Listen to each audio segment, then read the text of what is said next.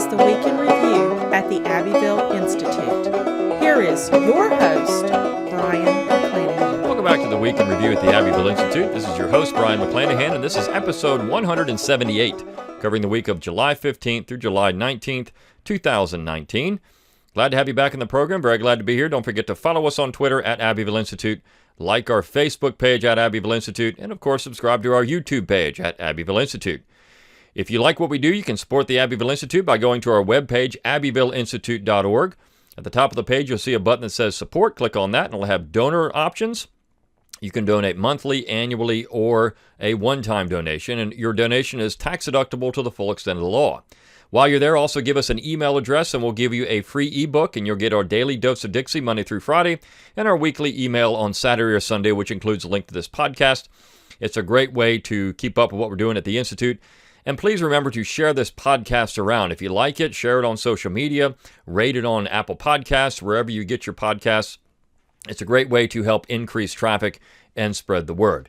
You can also get your Abbeville Institute apparel if you go to that webpage again, abbevilleinstitute.org. At the top of the page, under that tab that says support, you click on that, a shop tab will appear, and you click on that shop button, takes you out, and you can get all the great Abbeville Institute apparel that we have for sale, hats, golf shirts, t-shirts, golf towels, great stuff. So you want to get that Abbeville Institute. It's all embroidered, so it's not screen printed. That means it's going to last a long time. High quality shirts, high quality embroidering. So this is good stuff. It's made in North Carolina.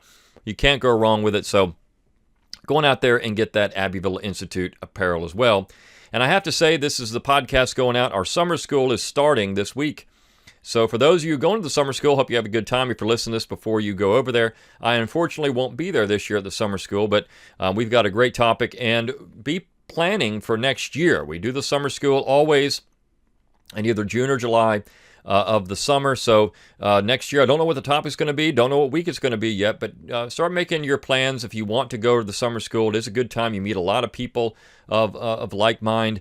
You get great lectures, and we do a lot of good stuff there too. So it's a fantastic time, and it is one of our signature events for the Abbeville Institute. So all that said, let's talk about the material this week. And there's one particular theme for this week, and that's hypocrisy. And I say that's the theme of this week, except for the book review. That's something entirely different. And that was a very nice review, by the way, and I'll cover that last. But the other four pieces of the week come down to that theme of hypocrisy. And how do I mean that? Well, if you look at the titles, A History Lesson for Ted Cruz, The Land of Lincoln Bans Confederate Railroad, Defending the South Against Fake News, and the Neo-Confederate SCOTUS Justice. So let's start with the first piece. If you didn't catch the news over the weekend, last weekend, we had Ted Cruz from Texas coming out and saying that the action of the governor of the state of Tennessee in actually upholding the law and issuing his Nathan Bedford Forrest and Confederate Memorial Proclamation was just a distortion of history, and it shouldn't have been done, and he should do all kinds. I mean, this is just Ted Cruz virtue signaling. You see, Ted Cruz is trying to position himself as a quote-unquote national historian, or I say national politician, excuse me, not historian, but politician. And so by doing that, he has to come out and say all the right things to all the right people.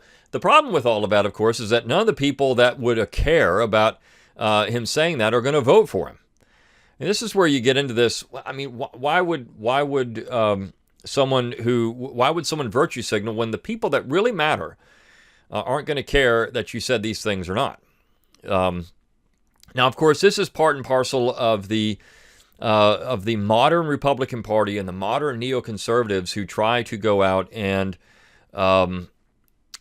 say that the war is a righteous cause. I mean, this is David Barton, this is Bill O'Reilly, this is that entire crop of people, Glenn Beck, all these people coming out and saying that the war is all about slavery, nothing but slavery, and it's slavery, slavery, slavery. There's no difference between these people and the left in that way. And so this is why the Abbeville Institute exists, because it's hard to find allies. It's hard to find people in this wilderness that actually think, wait a second here, let's critically examine the career of Nathan Bedford Forrest. So we actually had a man who's written a biography of Forrest, one of the most recent biographies, wrote it for Regnery History. It's a great book. We've reviewed it on the website. It's Samuel Mitchum. He is a PhD historian. He's not just some fly-by-nighter. He's a PhD historian, so he knows what he's talking about. And he wrote this little piece on Nathan Bedford Forrest, And it shows the complexity of Forrest's life, and really that's what we have to understand with history is complex. One of my favorite quotes about history is, life is not simple, and therefore history, which is past life, is not simple. And so just this simple caricature of Nathan Bedford Forrest as this evil guy who did all these horrible things. I mean, David Barton actually had the audacity to say that Forrest was skinning people alive with his saber. Now, that's literally impossible to do that. But that said, the fact is, our perception of Forrest has been molded by the left and how they've portrayed Forrest in recent biographies, and of course, tying him into the Ku Klux Klan, which, frankly, I know that Mitchum says in the piece that Forrest was attached to it, but there's a recent biography of the Klan by a person who's nowhere near a Forrest admirer, and she's written a book entitled Ku Klux, where she says that to say that Forrest was even around when the thing was created is dubious, and that his attachment to the Klan is also dubious. I mean, it's not really clear what kind of role he even played other than maybe a figurehead. So we know that there's this perception of Forrest as part of the Klan, but and what Mitchum does here as well is go into the complexity of that particular time period. It's not to defend the Klan. Nobody would do that. But it's to say, look, I mean, here you have Reconstruction. You've got one armed camp on one side, the U.S. Army, and also the Union League and others. He didn't mention them. But you have these militia groups that are attacking former Confederates. Really, I mean, they were. And then what is going to happen? You just had a whole bunch of men fighting a war. Do you think these men are just going to sit by and not let this go unchallenged? So they formed their own paramilitary groups, and you had two armed camps in the South. This is a byproduct of the war. It's a byproduct of Reconstruction. And Forrest, to his credit, said, look, when Tennessee was redeemed, when the Democrats took back control, he was done with it. And then, of course, he took a lot of heat when he went to this meeting, essentially, a festival, which was organized by African Americans in Tennessee, and he gave a speech, kissed an African American lady on the cheek. A lot of people hated Forrest for this. So is this the man that's the ardent, nasty, skinning people alive Confederate traitor, or is there more to Nathan Bedford Forrest than that?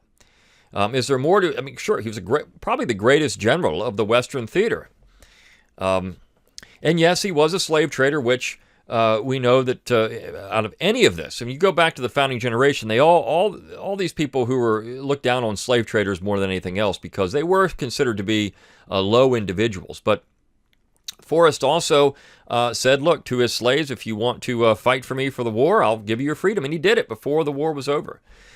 So Forrest, like any individual, is a complex individual. And I think simply just to have these platitudes and slogans about Forrest is pure hypocrisy. I mean, Ted Cruz from the state of Texas, which was a Confederate state, which has a long history of pro-Southern views, is now, I mean, he's being a hypocrite. There's little doubt of this. Of course, Ted Cruz is not from the United States. He's from Canada, and his father's from Cuba. So, in some ways, what do you expect? And that's, I mean, this is where during the 2016 campaign, when Trump pointed out that Cruz might make a good prime minister in Canada. I mean, it was hilarious when he said that. But he has not been. His family lineage is not long-standing here in America. So when you have that kind of perspective, and of course it's heavily influenced by the neoconservative historians in the Republican Party, but this is problematic. That was not necessarily hypocritical, but his position is just stupid. But the position of the Illinois governor, J.B. Pritzker, is hypocritical, and this is a Paul Yarborough piece, "The Land of Lincoln Bans Confederate Railroad." So Confederate Railroad is a Southern rock band or a country band, and they were going to perform at the Illinois State Fair, and the Illinois governor said, you can't be here because you have Confederate in your name and you have a Confederate flag on your symbol. So we're not going to allow you to play in Illinois. So Paul Yarborough points out that Illinois was one of the most racist states in the Union in the period before the war. I mean, this is a state that didn't even allow black people into the state. What's more racist? And he points out Lincoln's positions on race, and other Illinois residents on race in the 1850s into the 1860s. But are they banning the phrase "Land of Lincoln" because it's racist? No, it's just a stupid virtue signaling again on part of idiots in America that this American symbol, the Confederate flag, it's a purely American symbol, recognized around the world as such, as a symbol of defiance to central authority. It is a well-respected symbol. I think I told the story about how somebody emailed me about back in the 80s when a couple of Chinese business exchange citizens came over to the United States, to Texas, and this guy drove them around, and then he said he was showing things, and all these people wanted to do was see Robert E. Lee. That's all they wanted to do. They wanted to see Robert E. Lee because Robert E. Lee was a symbol of America. This is back in about 1984, he said. Robert E. Lee was a symbol of America, and they didn't know anything about America, but in China, he was defiance to the Yankee Empire, you see. They didn't know where many of these places were. They barely even knew where Texas was. But they knew Robert E. Lee. You see, because Robert E. Lee is purely American. He is one of the greatest symbols of America that's ever existed. Not to the left. He is a traitor, a racist, all these other things they like to use because they understand what Robert E. Lee really does mean for America. If you have Robert E. Lee as an American symbol, then you are essentially saying, we don't like you, federal government. We don't support tyrannical federal authority. We thumb our nose at that. This is defiance. It's defiance to their worldview, and they don't like it. Now, it hasn't always been so hysterical with these people and their positions. And I want to go to the other portion of hypocrisy, the neo-Confederate SCOTUS justice. If you read this, I actually had somebody email us thinking that, we're actually favoring booting someone off the court, impeaching someone off the court, or asking them to resign because they admired Judah P. Benjamin. That's not the point. That wasn't the point at all. Of course, Reverend Larry Bean, who wrote this, great guy, really funny. He is a Lutheran minister, or Lutheran priest, I should say, in Louisiana. He's rock solid on the South. He's been right there in the front lines in New Orleans when all of the monuments were taken down. He's a good man. And he wrote this thing for LouRockwell.com. We carried it over because it was just so funny. He goes through this long part of the email where he talks about all the things that this person had to say positive about Judah P. Benjamin, and then posted the speech that this justice gave, the address this justice gave in Louisiana, praising Judah P. Benjamin. Now, when you click the link, he says, now find out who this justice is. You click that, and you find out this is Ruth Bader Ginsburg. In 2002, this wasn't 30 years ago or 40, this was 2002. Ruth Bader Ginsburg gave a speech in Louisiana praising Judah P. Benjamin, glossing over his pro-slavery and all these things, mentions it, but then all these great things. Now imagine if Brett Kavanaugh or John Roberts or Clarence Thomas or anybody, Leto or Gorsuch, imagine if any of those individuals had given this particular speech. That would have been paraded around in the Senate, particularly the last two, Gorsuch and Kavanaugh. That would have been put up on boards in the Judiciary Committee, and they would have just excoriated over this. How can you say that you're a white supremacist? Yet, the most liberal of all the justices on the bench, perhaps, arguably, the most leftist justice on the bench, can get up and praise Judah P. Benjamin, and nobody even knows about it. Why isn't anyone calling for a resignation? If any of these individuals made this kind of speech, it would be immediate. We have to impeach these people because they have said nice things about Judah P. Benjamin. When Donald Trump had the audacity to say that Robert E. Lee's a great general, the people went berserk over this. But if Barack Obama stood up and said, Robert E. Lee's a good general, I'm not going to say anything. Nothing. Can't say anything about that. No. They wouldn't say a word. Here you have their hero, RBG, RBG, they call her, Ruth Bader Ginsburg, their hero, praising the Jewish Confederate Judah P. Benjamin. But nobody bats an eye. This is the hypocrisy of the entire thing. I mean, it's great that she got up and praised Judah P. Benjamin. We should have more of that. This is not an insane speech. I mean, this is when we have actually sanity from people. Hey, you know, this guy might have done some things we don't like, but look at all the great things that he did. Hey, you know, Forrest might have done some things, but look, this guy's a great general. He was a great person in Tennessee history. Look at the things he did. Look at the things he said about race later on. We're allowed to do this with Lincoln. Lincoln can say some of the most racist things in America that you could say, but yet because, you know, later on his views evolved, well, we can just say that's no problem. That's no big deal. That's no, I mean, he didn't really believe that. His views were evolving. Why is it that one person's views can evolve, but another person's can't? Why? Because the person's that fits their agenda. So see, this is the hypocrisy of the left, and really of the right too. I mean, the right is just stupid on this stuff too, the neoconservatives. They're ridiculous on these things. Why is it one can evolve and one can't? I don't know. Because we live in a stupid world. Because we live in a world that's so hypersensitive and so insane that normal things you can't just say, hey, you know, Judah P. Benjamin was worthwhile. Hey, you know, Nathan Bedford Forrest, a great general. Yeah, I mean, you know, he did some things that nowadays we wouldn't consider to be good, but, you know, let's look at his entire record. Let's do that. Let's look at Lee's entire record. Somebody just sent me a couple of times today this piece from The Atlantic that keeps getting recycled about the myth of the kindly General Lee, which I completely destroyed on this website a couple of years ago. When the title of that article is Robert E. Lee versus the Twitter Historians. And I mean, it destroyed them so thoroughly that one of the individuals who I wrote about in that particular piece, not by name, but he clearly found out about it and blocked me on Twitter because I was using his words. And it embarrassed him so much that he just went ahead and did that. Because he was ridiculous. But anyways, I hadn't even said anything to this person on social media, but he decided just to block me. So it's embarrassing that these people continue to run their mouths when they're not being honest about, you know, what history actually is. It's complex. These are people that do good things, bad things, things that they're men of their times. What are we supposed to do about that? So finally, for the other the piece on hypocrisy, we have Defending the South Against Fake News by Gene Kaiser.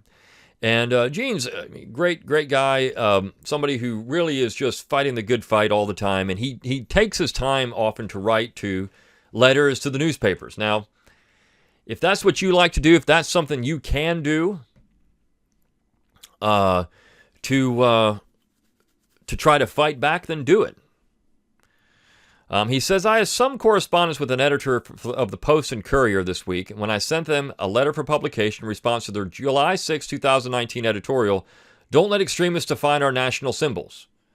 He says, as a result, I saw an opening to send some valuable Southern history to the newspaper, and I jumped on it.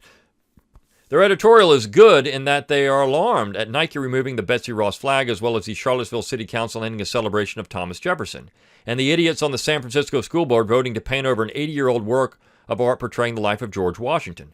The Post and Courier does not want us to validate bad people who attempt to redefine patriotic symbols. But wait!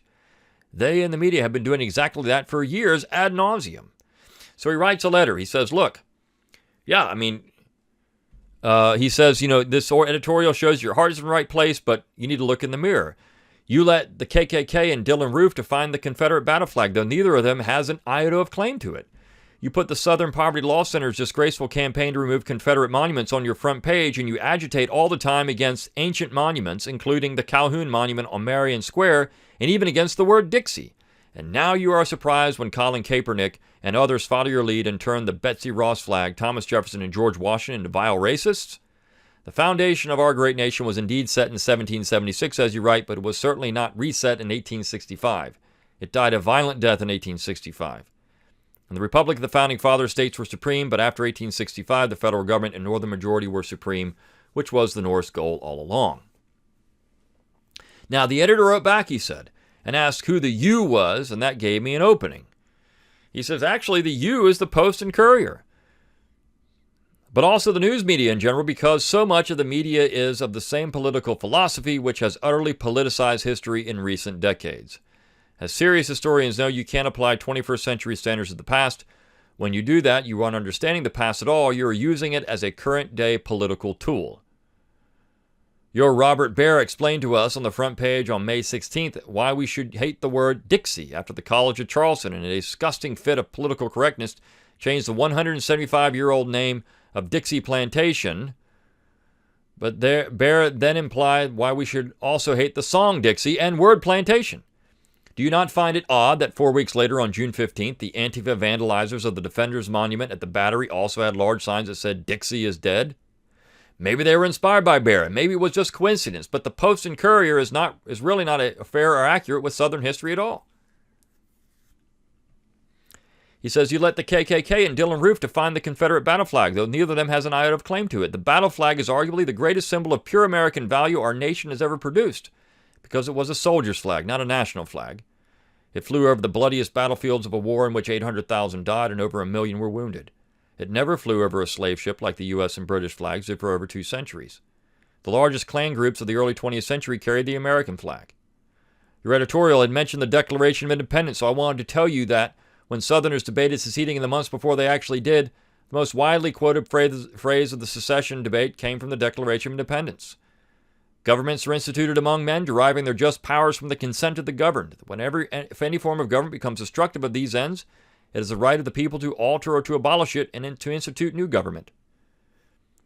And please don't quote that garbage about states' rights being about the right to own another person. The Confederate Constitution allowed free or slave states to join. 5 slave states fought for the North throughout the entire war, and the Emancipation Proclamation deliberately exempted them as well as slaves in most Confederate territory already captured by the Union Army. He says the one thing that can be proven beyond the shadow of a doubt is that the North did not go to war to end slavery. They went to war to preserve the Union, as Lincoln said over and over, because all their wealth and power were tied to the Union.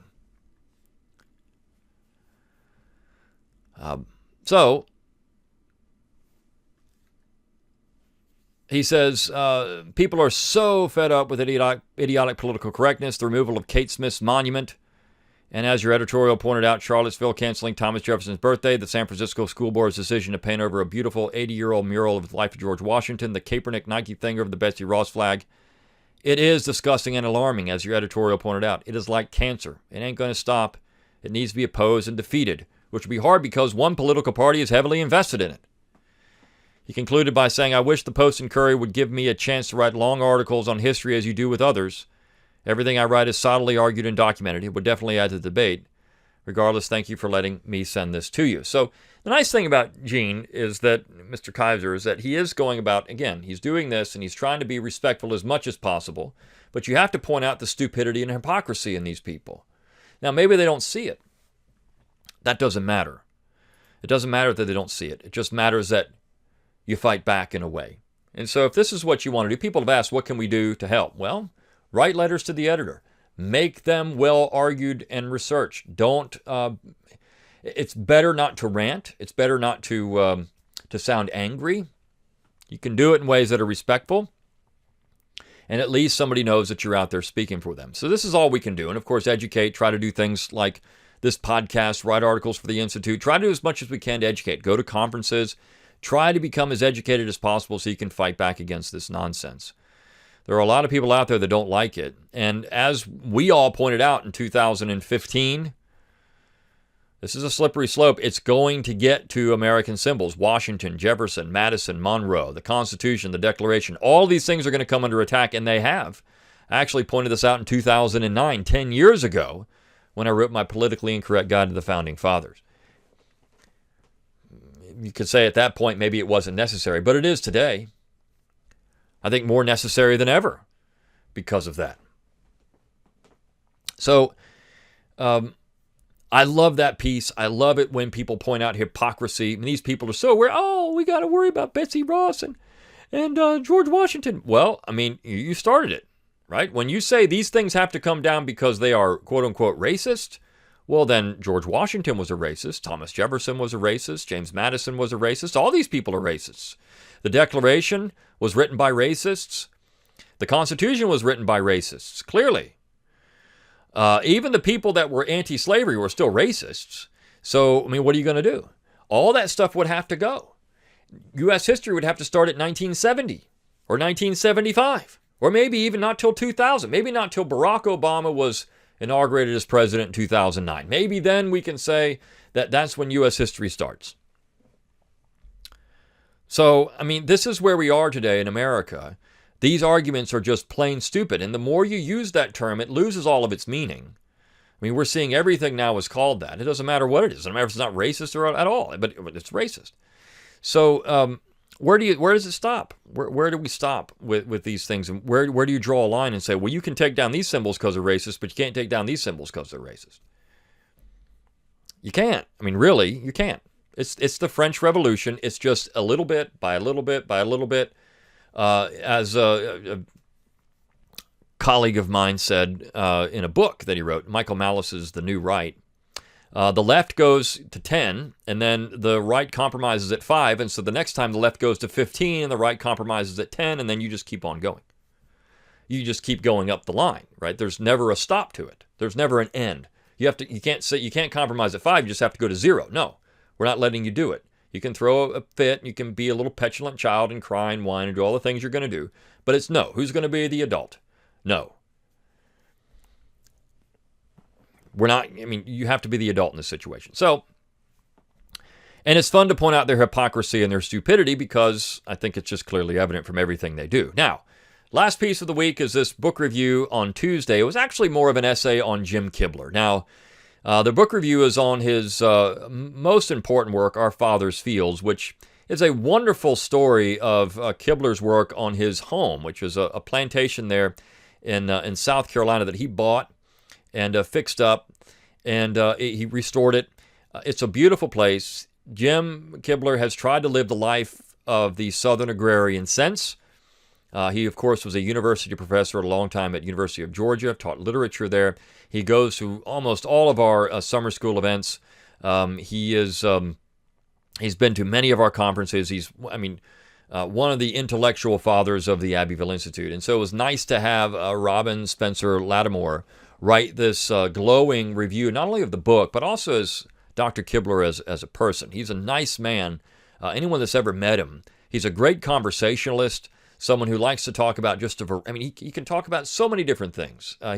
He really is, in many ways, the epitome of a modern Renaissance man when it comes to different subjects and fields, and he loves to talk about not only literature but also history and philosophy and religion and music. So he really is, and of course agriculture. He's someone interested in trying to revitalize the small farmer and really try to live the life of the agrarians which he so admires. So this piece was wonderful just to have perspective on that. And Mr. Lattimore didn't even know Jim Kibler. He met him by chance at one point. The two just hit it off, and he actually went to his plantation. And Jim will do that if he likes you and he thinks he'll invite you to his house. Come on over. He is anti-technology. He doesn't have an email.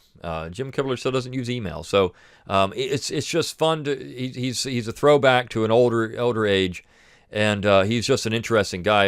And it's nice to have something that was so complimentary of Dr. Kibler for the website. And it was great for us to be able to publish that. But if you haven't read Our Father's Fields, it's more than just a chronicle. It really is a discussion of the agrarian tradition. And it's a nice contribution to that field of literature.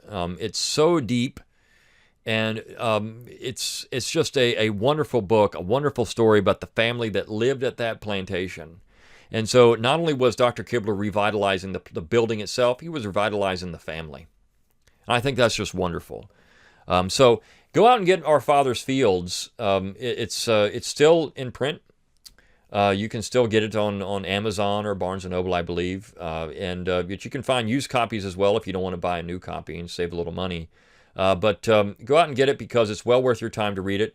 It's almost like reading a biographical history, but it's got literary flair, and so that's nice. And so you should definitely go in and dive into that. And I love this review. It's a long review. I mean, this review is thousands and thousands of words, but it's not just a review of the book. It's a review of Dr. Kibler himself and the man that he is. So it's a great edition of the Abbeville Institute, and it's nice to have these pieces on people that have been influential in the modern Southern tradition, and who are looking to look back at the old and what's valuable in the old. And that's what Dr. Kibler is doing every day, trying to find what's valuable, true and valuable in the Southern tradition, and live that life. So I hope you enjoyed this week in review at the Abbeville Institute. Until next time, good day.